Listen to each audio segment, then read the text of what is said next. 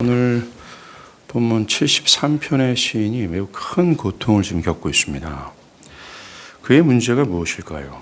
그것은 자신은 주를 위해서 고통받는 것을 택하면서까지 주를 위해 살고 있지만 자신의 삶이 계속 고난은 점철되는 것입니다.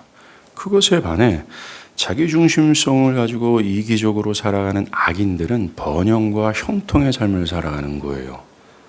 이것으로 인해 이 시인은 악인들에 대해서 큰 질투에 사로잡혔고 결국 내가 이렇게 고생하면서까지 주를 따라간들 무슨 소용이 있는가라고 하면서 신앙의 회의감에 빠졌습니다. 우리는 여기서 지난 시간 우리가 다시 한번 살폈던 악인의 정의, 성경과 기독교에서 말하는 악인이 과연 누군가, 악은 무엇인가 이것을 다시 언급할 필요가 있습니다. 에레미야 2장 13절은 신구약 성경 전체가 정의하는 악을 정확하게 보여줍니다. 내 백성이 두 가지 악을 행하였나니 곧 그들이 생수에 근원되는 나를 버린 것과 스스로 웅덩이를 판 것인데 그것은 그물을 가두지 못할 터진 웅덩이들이다 라고 말합니다. 성경에서 저기하는 악은 두 가지로서 첫 번째 하나님을 버리는 것이며 두 번째는 저급하고 무가치한 대형물로 하나님을 대신하는 것, 그것을 악이라고 얘기하는 겁니다. 다시 말해서 썩어지지 않은 하나님의 영광을 무가치하고 저급한 대형물로 바꿔버림으로 하나님을 그 대형물보다 못한 존재로 취급하는 것이 악이라는 것이죠. 바울도 로마서 3장 23절에서 모든 사람이 죄를 범하였음에 하나님의 영광에 이르지 못하더니 라고 말했습니다. 바울은 악을 하나님의 영광에 미치지 못한 행동이라고 말합니다. 즉, 죄인이 하나님의 영광이라는 보물을 가질 수 있는데 가지지 않고 대신 다른 것을 선택하는 것을 의미하는 거죠. 이처럼 악의 본질이란 돈, 직업, 성공이라고 하는 자신이 판 터진 웅덩이, 아무리 메꿔봤자 가득 메우지 못하고 만족을 줄 수 없는 세상의 여러 하나님의 영광에 비해서는 저급하고 무가치한 모든 것들을 택함으로 하나님을 버리는 거예요. 하나님, 나는 하나님 필요 없어요. 내가 스스로 판 터진 웅덩이로부터 내 미래와 현재의 안녕과 또 영광을 구현할 거예요. 말하는 것이 바로 악이라고 얘기를 하는 겁니다. 성경에서 악은 부도덕함, 어떤 인간답지 않은 행동으로만 정의하지 않는다는 겁니다. 악 중에 악이요, 악의 뿌리가 바로 이런 것이라고 얘기하고 있어요. 이것이 악이며 이렇게 사는 상태의 사람들을 악인이라고 규정합니다. 성경에서 규정하는 악인이란 단순히 교회를 안 다니는 사람을 가리키는 것이 아니에요. 하나님을 안다고 말하고 하나님을 심지어 믿는다고 말하지만 하나님의 영광을 위해서 사는 것에 조금도 관심이 없는 거죠. 분명히 하나님께서는 자기를 부인하고 십자가를 지라고 얘기하고 있어요. 그 무엇보다 그리스도를 사랑하라고 얘기했지만 그 모든 것을 다 제끼고 그것에는 조금도 관심 없고 오직 내 영광, 내 성공, 내 미래와 영광만을 추구하며 사는 자를 뜻하는 거예요. 하나님의 뜻은 온데간데 없고 자기만을 위해서 자신의 직업, 사업, 자녀, 현재와 미래를 영광을 위해 이기적으로 사는 사람들을 악인이라고 규정하는 겁니다. 만약에 성경에서 규정하는 악인을 부도덕한 사람이라고 얘기한다면 바리새인들은 의인 중에 의인이 될 수밖에 없어요. 그런데 주님은 그들을 향해서 뭐라고 그랬습니까? 독사의 자식들이라고 규정을 했습니다. 더 나아가 자기의 영광을 위해 자기의 어떤 소정의 목적을 성취하기 위해 하나님의 도움을 이용하는 자들, 그것을 악인 중에 악인이라고 성경은 얘기하고 있어요. 자, 오늘 시인은 자신은 하나님의 뜻을 따르기 위해서 손해를 불사하면서까지 살고 있지만 근데 고통이에요. 그런데 이런 악인들이 세상에서 안정과 번영을 누리는 걸 보는 겁니다. 여기서 시기함이 사로잡히는 거예요. 다르게 말하면 교회를 다니고 신앙하고 또 내가 하나님과 상관이 있다고 여기지만 앞에서 거론한 것처럼 하나님의 영광 전혀 상관없고 그래서 하나님의 뜻을 따라 손해를 무릅쓰고 주님을 위해 살아가는 것에서는 무관심하고 그런 생각 1도 안 합니다. 그저 자기 배만 불리는데 삶의 목적이 있을 뿐이에요. 그러면서 그런 삶의 모습에 대해서 전혀 문제의식도 없고 이렇게 살아가는 것이 맞아, 이렇게 살아가는 것이 삶의 지혜야 라고 자기의 삶의 스타일을 확신하고 있어요. 그런데 그런 자들이 12절에 말하는 것처럼 지난주에 살펴는 자기가 소원하는 것보다 더 많은 수입을 일반적인 사람들이 당하는 고통과 고난이 없어요. 마치 형통하는 것처럼, 마치 번영하는 것처럼 보입니다. 본래 평안함과 평통은 의인들에게 허락된 하나님의 약속이었습니다. 그런데 악인들이 그런 것을 누리는 것처럼 보였던 이 시인은 이거 뭐 문제가 있는 거 아니야? 이거 뭐 하나님의 말씀이 이게 정말 맞아? 라고 하면서 신앙의 큰 질문과 함께 자신의 신앙에 대한 회의감이 들기 시작하는 거예요. 크게 흔들려 버린 겁니다. 그래서 12절과 13절에서 얘기하잖아요. 악인들이 평안하고 재물이 막 불어나는데 내가 거룩하게 살아봤자 무슨 소용이 있느냐? 라면서 신앙의 회의감과 하나는 왜 이 약속이 정말 맞아? 라는 질문을 하게 된 거죠. 사랑하는 여러분, 우리가 기억할 것은 이 시인이 신앙이 없어서 이렇게 흔들린 게 아닙니다. 엄밀히 따지면 이런 신앙의 회의감, 하나님 약속에 대한 질문 맞을까? 라고 이런 감정에 사로잡히는 사람들은 실제적으로 신앙을 실제적으로 치열하게 하는 신실한 자들이에요. 신앙을 신실하게 매우 치열하게 한 자들만이 느끼는 감정이 바로 이 회의감입니다. 여러분, 칼빈은 시편에 대해서 이렇게 신실한 자들이 분투했던 자신의 삶의 고백으로 엮은 것이 시편이라고 얘기해요. 주를 따르는 삶의 손해를 보고 주를 위해 고난을 받는 자들이 겪는 신앙의 흔들림, 침체입니다. 예를 들어서 신앙을 위해 교회 가까운 곳에 살기를 바라요. 그래서 수익성이 떨어지고 좁은 집을 선택해서 주변 사람들이 조롱을 받으면서까지 교회 주변으로 모여서 살았습니다. 그런데 이기적으로 신앙하고 사는 사람은 교회도 뭐고 없고 오직 수입만 따라 살아가고 있는데 그들은 집값이 막 오르고 성공하는 반면 도리어 나는 집값이 내려가는 거예요. 또 복음 안에 있는 형제자매를 만나기 위해서 조건이 좋은 남자와 여자 이를 선택하지 않으므로 결혼이 막 늦춰져요. 그런데 세상을 위해 사는 친구들은 일명 좋은 집안의 사람과 결혼하고 형통하는 것이 막 보입니다. 주의 말씀을 따르는 것으로 인해 사업이 주춤하고 내 신과가 물질을 하나님을 위해 소비하고 있는데 나는 성공과 형통이 아니라 망하는 일들이 막 벌어지고 반면 그렇지 않는 사람, 하나님에 대해서 인색한 사람들은 뻥뻥 터지는 거예요. 또 시험 기간에 주일에 다른 학생들은 공부한다고 학원에 가서 예배를 빠지는데 성적이 좋게 나오고 하나님 예배하고 참석하는 나는 성적이 내려막기를 걷는 겁니다.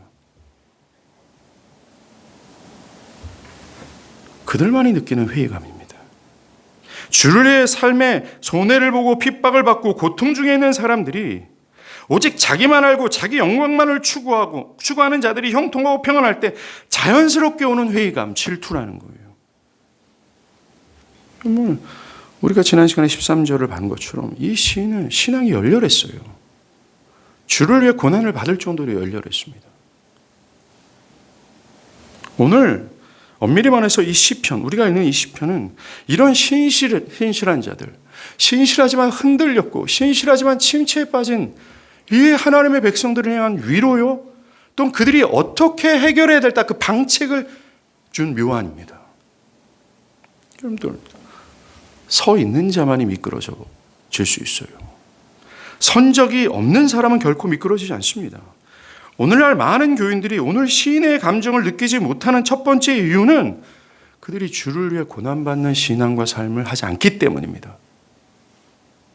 주를 위해서 손해본 적이 없기 때문이고 주를 위해 받아본 고난이 없기 때문에 그래요.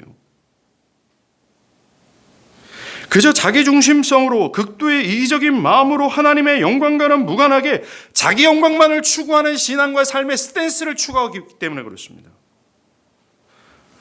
제가 여러분이 이것을 느껴본 적이 있습니까? 이런 질문. 하나님 정말 이 약속이 맞습니까? 내가 신앙한들 무슨 소용이 있냐라는 회의감에 빠지는 이런 감정을 느껴본 적이 있습니까? 있어야 마땅하죠.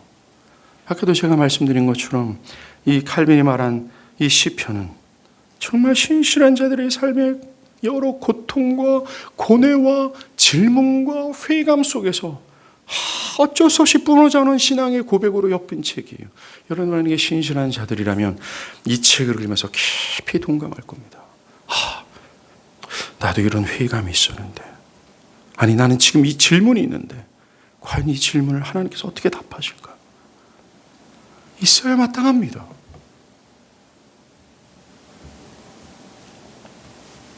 신실한 자들은 우리가 지금까지 얘기했던 것처럼 하나님을 참된 기초 위에서 하나님을 사랑하죠. 그러나 그들도 연약함으로 말미암아, 참으로 연약함으로 인해 하나님을 사랑하는 기초가 참된 기초에서 잘못된 기초로 옮겨질 때가 있습니다.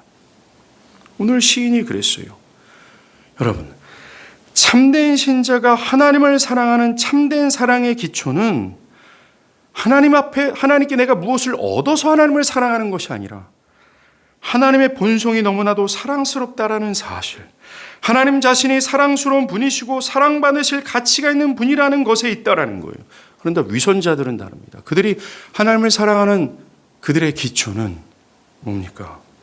하나님께서 자신들에게 호의를 베푸신 것 때문에 하나님께 어떤 혜택과 유익을 얻고자 하는 마음에서 사랑한다라는 거예요. 위선자들은 주님의 말씀을 따라 살며 거룩을 향한 분투의 원인이 하나님을 사랑해서가 아니라 하나님께 혜택을 누리고자, 아니면 하나님께 어떤 유익을 얻고자, 때로는 내가 불순종하면 하나님께서 그것을 뺏어가면 어떨까 두려움 속에서 하나님을 사랑하는 거죠. 그러나 참된 성도가 갖는 사랑의 기초는 하나님의 탁월하심과 영광을 보고 맛본 것, 그게 원천이에요. 그래서 하나님으로부터 하나님을 참되게 사랑하는 자들에게 하나님은 어떤 혜택과 유익을 주거든요. 그런데 참된 신자들은 이 혜택과 유익이 중심이 아니에요.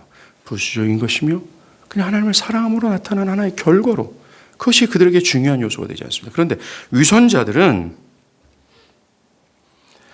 하나님의 혜택과 유익 때문에 하나님을 사랑하는 기초 위에 있어서 그들에게 하나님은 부수적인 것이 되고 하나님은 결과적인 것이 되는 거예요. 그렇게 중요한 것이 아닙니다. 오늘 시인의 문제는 연약함으로 이런 참된 기초에서 잘못된 기초로 옮겨진 거예요. 이렇게 기초가 흔들리자 그는 악인들이 형통함 위에 있다고 봤습니다. 축복과 평안 가운데 있다고 봤습니다. 18절에, 그런데 18절에서 말하듯이 하나님 앞에서 악인들의 현 시점은 파멸 가운데 있는 거거든요. 하나님이 없는 부유함, 하나님이 없는 고난이 없음, 하나님이 없는 형통, 하나님이 없는 어떤 것, 이것은 18절이 규정하는 것처럼 파멸의 상태에 있는 거예요. 하나님이 없는 것, 있는 것이 가장 중요한 시금석이다. 없는 것은 파멸이며, 우리가 읽지 않았지만 73편 27절은 음녀, 악인들, 하나님이 없는 악인들은 이 파멸의 상태에 있다는 것입니다. 근데 하나님을 사랑하는 참된 기초에서 벗어난 이 사람은 악인들이 평안과 형통과 번영 가운데 있는 것처럼 보였습니다. 이는 영적인 관점, 합당하게 생각해야 될 이 영적인 분별력마저도 다 없어져 버린 거예요. 그는 왜 악인이 형통할까? 라면서 끊임없이 괴로움 속에서 질문했습니다. 그는 이미 성경에서 나오는 답을 가지고 있음에도 불구하고 이 답이 그에게 아무런 작용과 소용이 없어지는 거죠. 이미 영적인 관점도 잃어버리고 영적인 분별력도 상실한 그에게 이 성경에 말하는 어떤 해안과 답은 아무런 소용이 없습니다. 작용이 안 돼요. 하나님이 있으면 된다. 말 같지도 않은 소리처럼 들리는 겁니다. 이 진리가 맥을 추지 못하는 겁니다. 신앙의 잘못된 기초 위에 있는 사람들은 결코 하나님의 진리 안에서 답을 얻지 못해요. 이들이 원하는 답이 뭔지 아십니까? 즉 하나님을 사랑하는 잘못된 기초 위에서 하나님을 사랑하는 사람들이 얻고자 하는 답, 이건 성경과 진리에서 주는 답이 아니에요. 악인들이 추구하는 그것, 악인들이 바라는 그것, 그것이 그가 얻고자 하는 답입니다.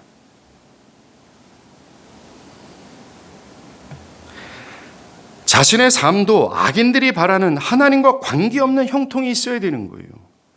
그러면 그들은 자유하고 답을 얻었다라고 기뻐합니다. 오늘 시인처럼 신실한 자들도 잠시지만 영적인 분별력을 상실하고 자신이 처한 상황에 매이고 자신이 고민하는 문제에 함몰돼요. 귀가 닫혀 있고 영원한 것을 보는 영적인 안목도 멀어 있습니다. 이런 사람들의 특징은 하나님 앞에서 답을 얻고자 하지 않고 자신 스스로 답을 얻고자 하는 겁니다. 혼자 큰 괴로움과 고민을 안고 있을 뿐이라는 거예요. 그래서 마치 예배당에 들어올 때 세상의 모든 시름을 다 안고 있다가 세상의 모든 시름을 안고 나가는 사람처럼 보여집니다. 그에게 교회의 권면은 먹히지 않아요. 형제 자매들의 사랑스러운 충고와 도움도 위로나 답을 얻지 못합니다. 오늘 시인을 보세요. 자신에게 묻고 또 물었지만 16절에 답을 얻지 못했다라고 얘기하는 겁니다. 진리에서 답을 얻어야 되는데 영적인 분별력을 상실하고 감각도 다 잃어버린 사람들은 이 진리가 답이 아니에요.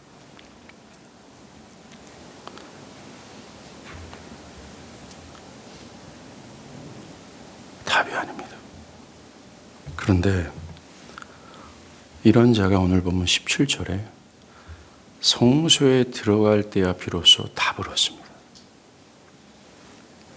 하나님의 성소가 대안이었다라는 거예요. 여기서 말하는 성소는 하나님이 거하시는 성막의 거룩한 초소, 가장 마지막 부분에 있는 지성소를 뜻합니다. 은혜가 풍성하신 하나님은 모세에게 내가 여기서 너희와 만나겠다 했던 곳으로서 성소는 하나님과의 만남의 장소, 약속의 장소였던 거죠. 모세는 그곳에서 하나님과 독대하였고 자신의 고통, 쓰라림, 답답함, 안담함 모든 현실들을 하나님께 표출했고 노출시켰고 그것의 모든 것에 답을 얻었습니다. 하나님은 성소에서 자신의 영광을 거침없이 드러내셨고 죄인들의 기도를 들으시고 그들의 죄를 사해 주셨어요. 시편 68편 2절에 내가 주의 영광과 권능을 보려 하여 이와 같이 성소에서 주를 바라보았다라고 합니다. 예, 이스라엘 백성들, 유대인들에게 성소는 하나님의 영광을 보고 맛보는 것이라는 인식을 가지고 있었던 것이죠. 이처럼 성소는 거룩하시고 전능하신 하나님께서 자격 없는 죄인들을 만나시고 그들과 독대하시며 거룩하신 하나님이 그들에게 자신의 영광을 보이시는 은혜의 보좌와 같아요. 이 시인은 이 성소에 들어간 겁니다. 스펄전 목사님은 이 시편을 해설하면서 이렇게 말했어요. 이 시인은 이 성소에 들어갈 때 그의 마음은 이 세상의 감각들과 보이는 것들을 뒤로하고 하나님이 거하시는 영혼 속으로 들어가고 있었다. 그렇습니다. 이 시인은 지금 하나님의 성소에 들어가 하나님의 영광을 바라보았고 그 영광을 맛보았고 하나님을 만나 하나님의 영광의 황홀경에 빠진 거예요. 이것이 바로 내가 하나님의 성소에 들어갈 때라는 뜻입니다. 이 시는 이 성소에서 답을 얻었어요. 내면에 큰 개혁이 일어났습니다. 우리에게도 이런 은혜가 필요하죠. 그렇다면 우리에게 성소가 어디입니까? 요한복음 2장 21절에서 예수는 성전된 자기 육체를 가리키는 것이다 라고 하시면서 그리스도 예수 자신이 바로 내가 성소야 라고 선언하셨어요. 맞습니다. 주님의 말씀처럼 우리에게 지금의 성소는 바로 그리스도 예수며 더 구체적으로는 in Christ, 그리스도 안이라는 거예요. 주님이 우리에게는 은혜의 보좌며 여호와 하나님의 영광을 보고 맛볼 수 있는 곳입니다. 하나님은 주님 안에서 그 어떤 죄인이든 자격 없는 자라 할지라도 나는 여기서 내가 만날 거야 라고 말씀하셨어요. 예수라는 성전을 두고서 아무나 다 와. 죄인도 살인자도 범죄한 자도 강간한 자도 죽어마땅한 자격 없는 자라 할지라도 와라. 예수를 가리면 내가 여기서 그들과 내가 만나겠다라고 말합니다. 내가 그들에게 나의 영광을 보여주고 나의 선함을 밝히겠다. 내가 그들의 기도를 들어주고 이 안에서 그들의 소리를 들으시고 그들에게 답을 주겠다라고 말씀하시고 약속하셨어요. 이 성소가 예수예요. 그러게 우리는 그리스도 예수 안에서 하나님께 나아갈 수 있습니다. 우리는 그곳에서 하나님의 영광을 보고 맛볼 수 있어요. 우리는 그 그리스도 예수 안에서 하나님께 아뢰일 수 있고 하나님을 독대하여 하나님의 영광을 보고 맛볼 수 있습니다. 그리스도 안으로 들어갈 때 우리는 주저하지 않습니다. 내가 어떤 형편과 죄악 가운데 있다 할지라도 지금 심지어 이 시편의 기자처럼 하나님에 대해서 회의감을 느끼고 모든 영적인 감각과 영적인 분별력을 잃어버리고 마치 악인들이 바라는 것을 추구하고 집착하는 이 죄인도 주저할 필요가 없어요. 왜요? 그리스도 안은 은혜의 보좌이기 때문에 그렇습니다. 그러하게 우리는 우리가 어떤 부끄러운 상태에 있든지 상관하지 않고 나아갈 수 있어요. 우리의 모든 문제들, 현 시점의 모든 갈등의 사안들, 영적인 갈등과 여러 가지 문제들, 나 영혼의 상태의 부끄러움, 이 모든 것을 가지고 나아갈 수 있어요. 그게 은혜의 보좌이기 때문에 그렇습니다. 우리는 이 시인이 성소에 들어갈 때야 비로소 깨달았다라는 말에 주의를 집중해야 돼요. 즉 성소라는 것과 함께 들어갔다는 이 동사에 집중해야 되는 것입니다. 이 시인은 성소라는 개념만 알고 있지 않았습니다. 성소는 이런 것이고 이런 혜택과 은혜가 있다는 이 진리를 사변적으로 아는 지식으로만 갖고 있지 않았습니다. 그는 하나님이 얼마나 영광스럽다라고 말만 하지 않았습니다. 그는 성소에 들어갔어요. 즉 하나님의 영광을 보고 맛보기를 바랐고 하나님과 독대하기를 바랐고 자신의 모든 질문과 모든 시름과 아픔과 진짜 죄악마저도 다 노출시키고 토로하기를 바랬습니다. 동사에 집중하십시오.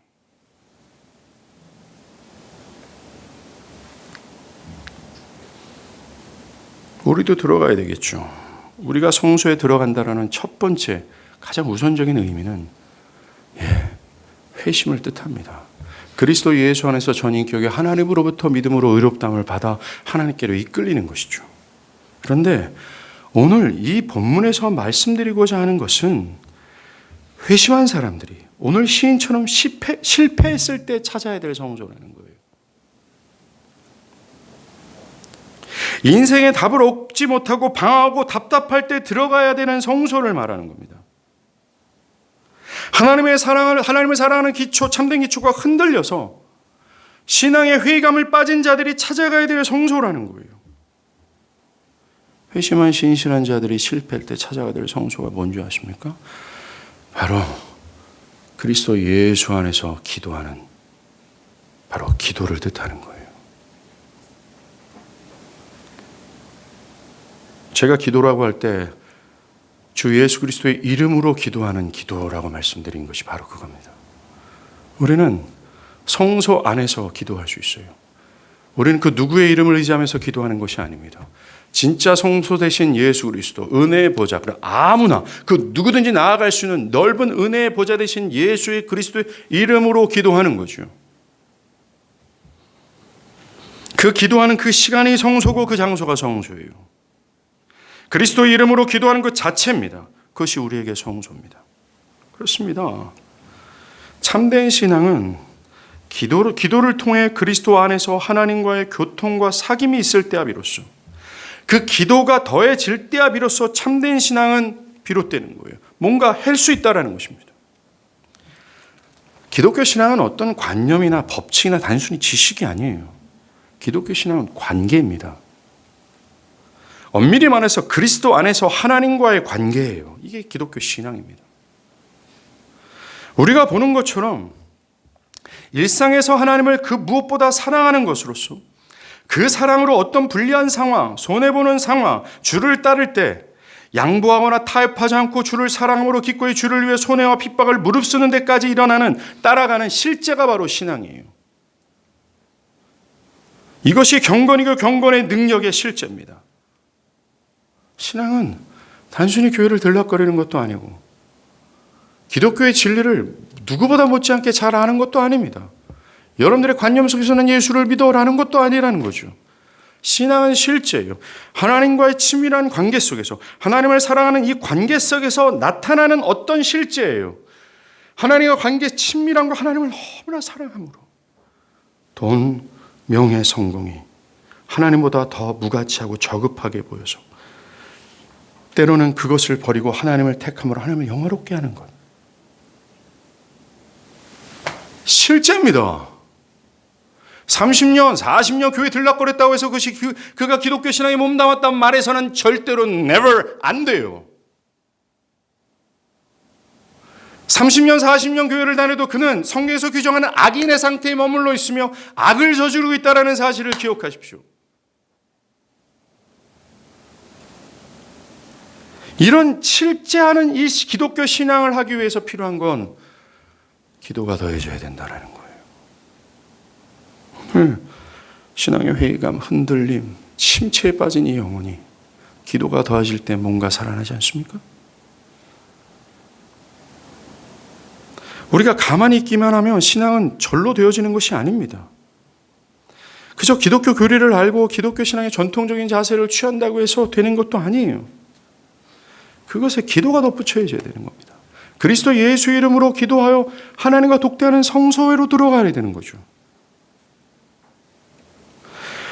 하나님과 살아있는 관계에서 하나님으로부터 힘과 능력을 얻지 못하면 우리가 아는 기독교 진리는 여러분의 삶에 아무런 작용을 안 해요. 이 시인처럼 말입니다. 기도가 더해져야 됩니다. 기도라는 퍼즐이 우리의 삶에 딱 끼어질 때야 비로소 기독교의 모든 진리는 실현되게 돼 있어요. 많은 사람들이 이것이 문제입니다. 하나님과 성소에서 관계하는 것이 결핍되어 있다는 거예요. 그리고 그것을 갈망함이 없습니다. 대부분의 신앙의 문제는 여기서 비롯되는 거예요. 사랑하는 여러분, 이 시인이 성소에 들어가지 않았다면 어떻게 됐을까요? 모든 교리와 신학적인 가르침들의 목적은 우리를 하나님을 알게 해요. 즉 하나님의 영광과 힘의 절대성을 알게 하여 그를 향하게 되고 그를 의지하게 만드는 것입니다. 우리를 하나님을 향하도록 하게 되며 하나님을 목마르게 만드는 것이 이 진리의 목적이에요. 근데 만약에 우리가 여러 교리를 알고 신학을 알고 심지어 개혁주의 신학을 많이 알면도 불구하고 내가 하나님께 끌려서 하나님을 목말라고 하나님께 기도하는 것이 없다면 뭔가 잘못된 겁니다. 그것은 아는 것도 아니며 아무런 실현되지 않는 허상과 같은 신앙이라는 거예요.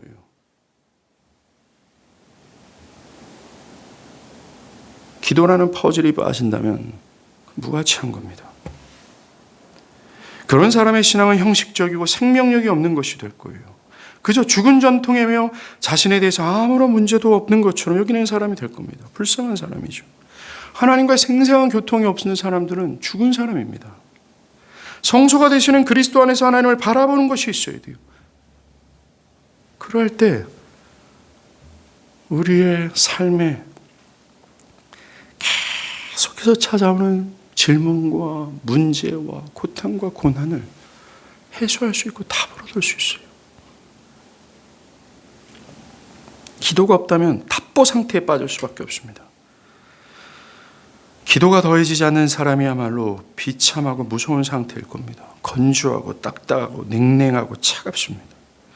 교회의 사람들을 사랑하거나 돌보거나 주를 위해 희생하는 것이 없습니다. 신앙의 불꽃이 없죠. 여전히 악인들처럼 그저 자기중심적인 삶을 살아갈 뿐이라는 거예요. 그렇다고 저는 그분들이 전혀 기도하지 않는다고 생각하지는 않습니다. 기도는 교회 다니는 사람들이야말로 잘 알고 있으며 중요하다고 얘기를 합니다. 누구나 기도한다고 말하고 그렇게 할 것이라고 동의하죠.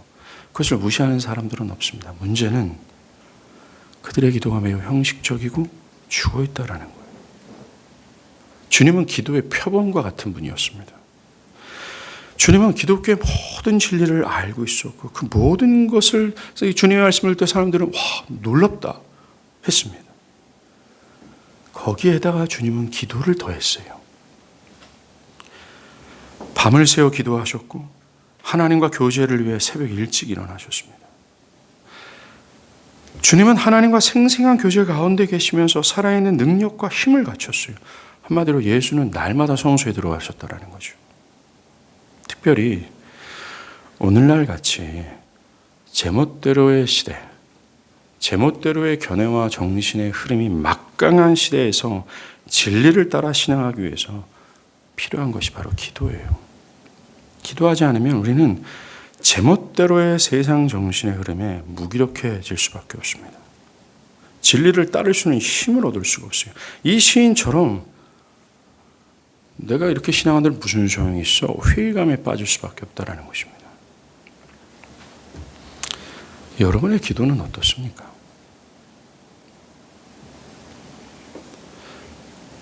여러분들의 성소는 어떻습니까? 기도는 여러분들의 삶에 어떤 비중을 차지하고 있나요? 로이드 존스 목사님은 기도의 중요성을 이렇게 말했습니다.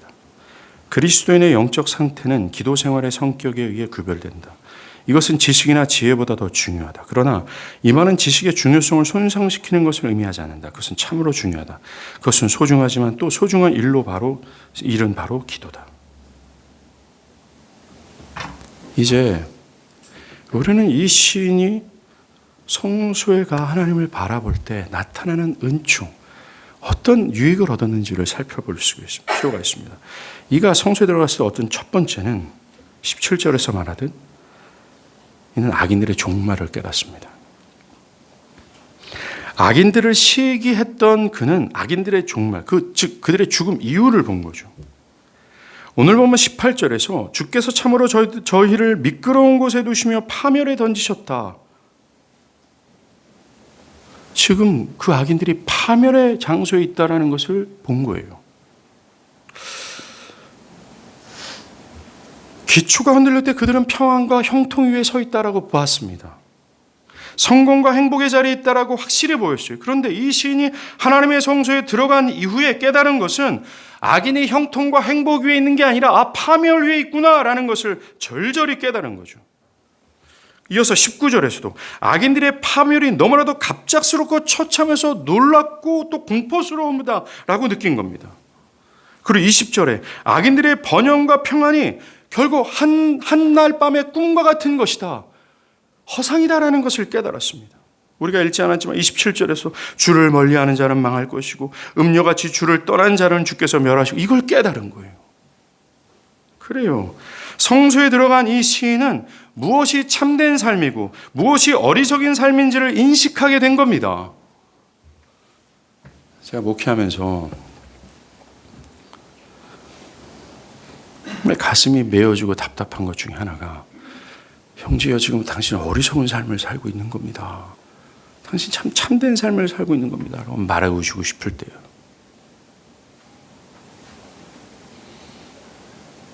그런데 하나님이 뭔가 해주셔야 돼요.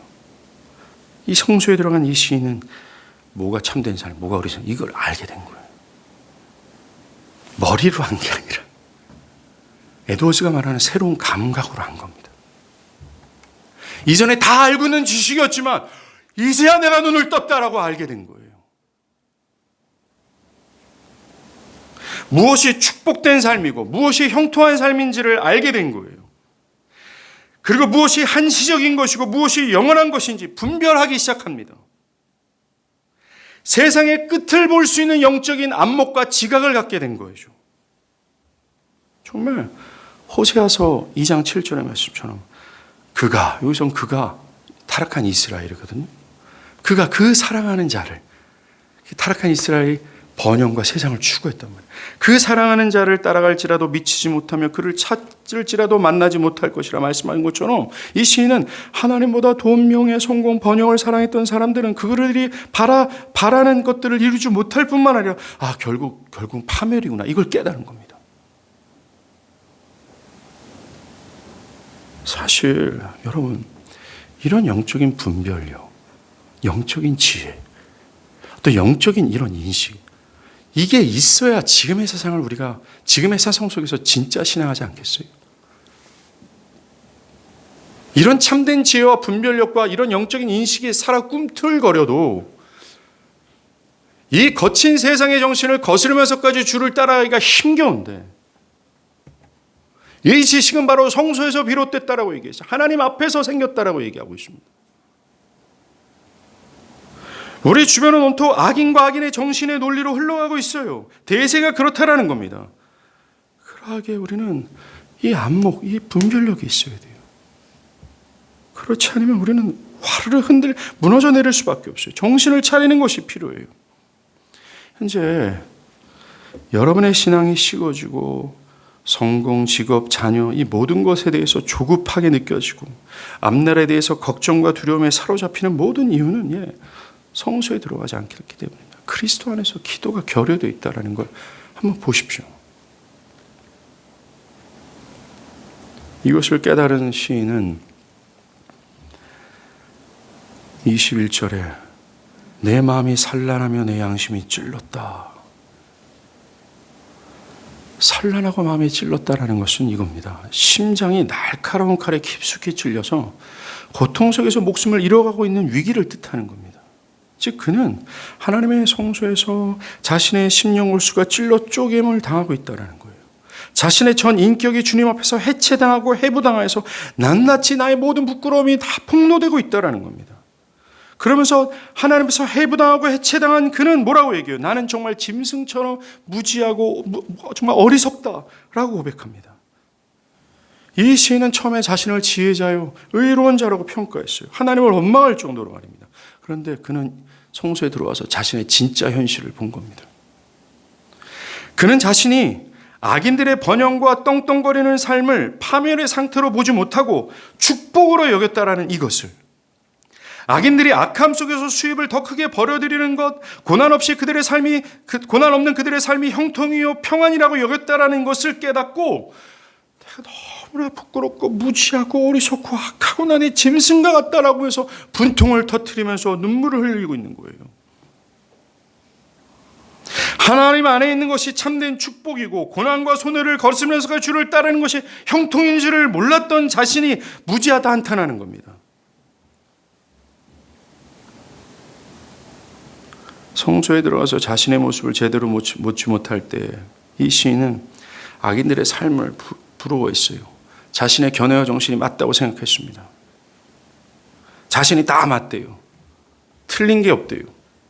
근데 성소 앞에 자기가 다 해체당합니다. 하나님이 그의 견해와 정신을 다 가르시고 다 끄집어내는 겁니다. 그 영혼이 썩어질 모든 영적인 내장 기관들을 다 끄집어내는 거죠. 그 모든 핏줄을 다 끄집어내서 저 하늘의 것을 충분히 소화해내고 맛볼 수 있는 내장기관을 새롭게 심으시고 그의 생명을 유지할 수 있는 새로운 영적인 피를 흐르게 하시는 겁니다. 성소에 들어갈 때 그는 전인격이 하나님 앞에서 수술을 당하는 거죠. 이게 필요해요. 이게 회개가 필요하다는 말입니다. 신앙의 시작이 있을 때 마땅히 이 수술이 필요하지만 신앙하는 과정에서도 이 수술이 필요하다는 것을 시편을 통해 하나님 우리에게 말해주고 있는 거예요. 성소에 들어가는 건 말입니다.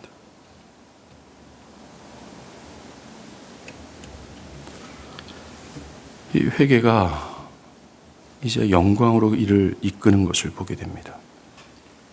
22절에 보면 이 시인이 내가 이같이 우매 무지함으로 주 앞에 짐승이오나, 23절에 우리말의 성경에 없지만 그러나 접속사로 시작해요. 그러나 내가 항상 주와 함께 하겠습니다.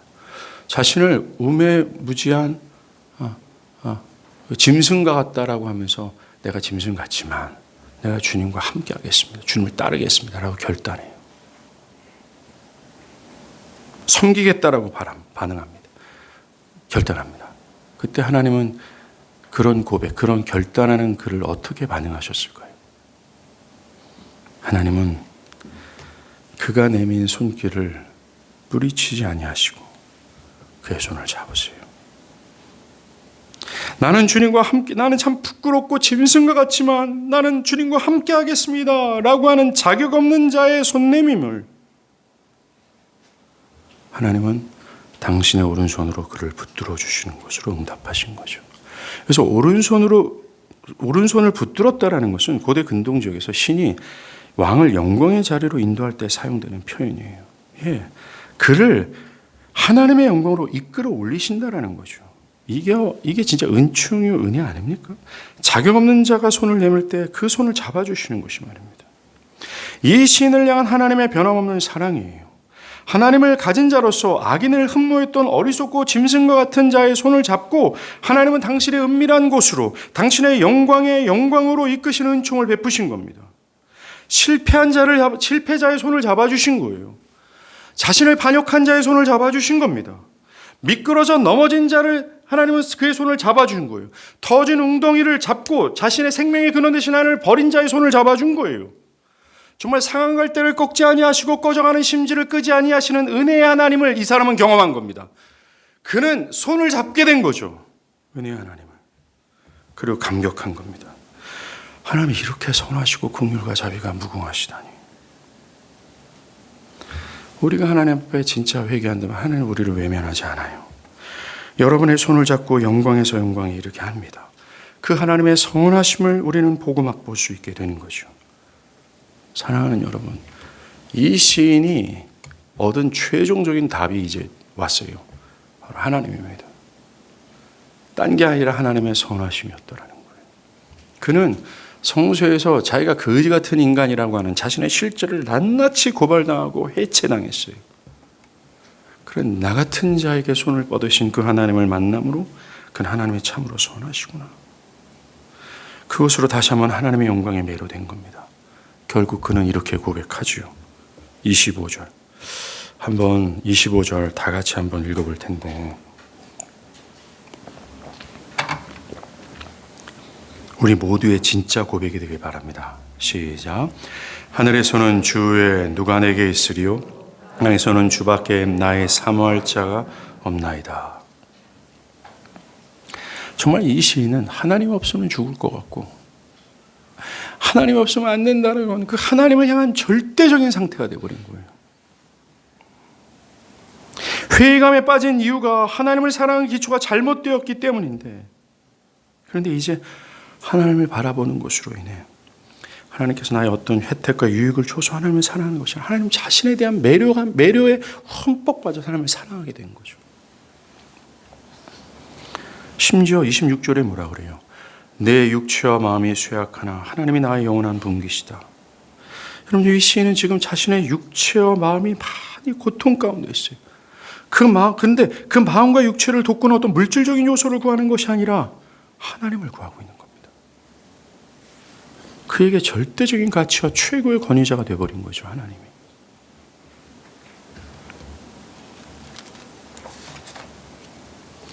이제 이 시인은 신구약 성경 전체가 말하는 참된 하나님 백성의 상태가 된 거예요. 여러분들, 신구약 성경 전체가 하나님의 백성들에게 명령한 게 뭡니까? 뜻을 다하고 힘을 다하고 마음을 다하여 주 너의 하나님을 사랑하는 것 아닙니까? 이 시인이 성소에 들어갔을 때 비로소야 하나님께서 요구하는 상태가 된 거죠. 참된 상태가 될 겁니다. 하나님의 절대 가치를 깨닫고 하나님이 그에게 최고의 권유가 되어서 그 무엇도 하나님을 바꿀 수 없다라고 하는 하나님이 그에게 절대적인 존재가 된 거예요. 이 모든 것이 하나님의 성소에 들어갈 때야 비로소 얻어진 은혜입니다. 성소에 들어가십시오. 먼저는 아직까지 예수 그리스도를 믿지 않는 분들은 예수를 믿으십시오. 그래서 하나님의 손에 이끌려 하나님이 누군지를 깨달으십시오. 그리고 오늘 본문의 주안점은 이미 그리스도 안에 있지만 회의감에 빠지고 실패감에 사로잡힌 자들을 향한 메시지예요. 이들에게 본문은 하나님의 성소로 들어가라 라고 권면합니다. 기도를 더 하라고, 기도를 덧붙여야 된다라고 권면하고 있습니다. 기도가 빠져 있다면 생명력이 있을 수 없으며, 기도가 빠지면 어찌 하나님의 영광을 보고 맛볼 수 있느냐. 기도가 빠져 있으면 그 하나님을 봄으로 나타나는 힘과 능력을 힘입어 어떻게 이 세상을 거스르면서까지 주를 따를 수 있느냐. 불가능하다. 그러니 기도에 더하라, 성소로 들어가라, 이 동사에 집중하라 라고 오늘 성경은 우리에게 명령하고 있는 거예요. 우리는 정말 이 시인처럼 성소로 들어가야 됩니다. 정말로 기도는 우리를 올바른 기초 위에 올려놓습니다. 이것이 없다면 우리는 실패할 수밖에 없어요. 우리의 영적인 지평이 열어주고 우리의 가슴을 펴게 합니다. 기도는 담대하게 하고 어떤 상황에서 주를 따르도록 하죠. 이 놀라운 부활을 왜 외면하고자 합니까? 시간이 없어요. 육체가 피곤해요. 여러분들에게 하나님은 엄청난 많은 시간을 허락하셨습니다. 우리는 충분히 기도할 시간을 하나님께서 우리의 삶을 보면 충분히 기도할 시간들은 막 남아 돌고 있습니다. 수요 새벽 기도에 오십시오. 금요 기도에 오십시오. 여러분들에게 그 한 시간은 여러분들의 일상에서 손톱만큼 같이 아주 미비한 신앙의 시간에 불과합니다. 그럼에도 불구하고 우리는 이 시간을 외면하고 있습니다. 교회와 함께 기도하는 것을 욕심내시길 바랍니다. 그런 자가 개인의 신앙에서, 개인의 삶에서 기도가 가능해진다는 것을 기억하십시오. 제발 성소로 나아가 그 풍성한 하나님의 영광을 보고 이 시인이 하나님을 향해서 그런 마음을 가진 것처럼 하나님을 진짜 사랑하는 우리가 되길 바랍니다. 기도하시겠습니다.